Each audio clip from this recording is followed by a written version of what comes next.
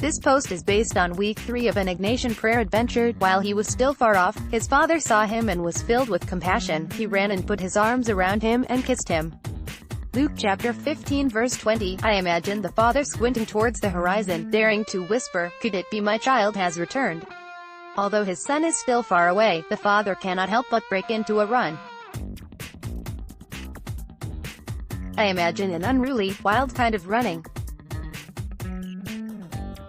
Like the father in the parable of the prodigal son, God runs to us, even when the distance seems vast and impossible to cross, no matter how far we have strayed from home. In my work as a therapist, I listen to the stories clients tell themselves about their own mistakes, regrets, and imperfections. I have noticed that these stories tend to fall in 2 categories. Either we tend to underemphasize the negative effects of our choices, dismissing or justifying hurtful actions, or we grip too tightly to our sins and get stuck in unworthiness, disgrace, and shame.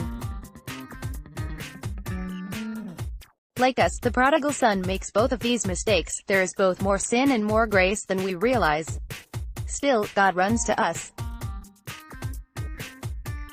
The first week of the spiritual exercises invites us to take a look at the ways we leave home. Acknowledging our sins is difficult, but it opens us to God's embrace. This week, as we review our patterns of sinfulness, may we grow in awareness of a loving God who runs wildly towards us to welcome us home. Image, detail of the return of the prodigal son, by James Tissot, public domain, via Wikimedia Commons.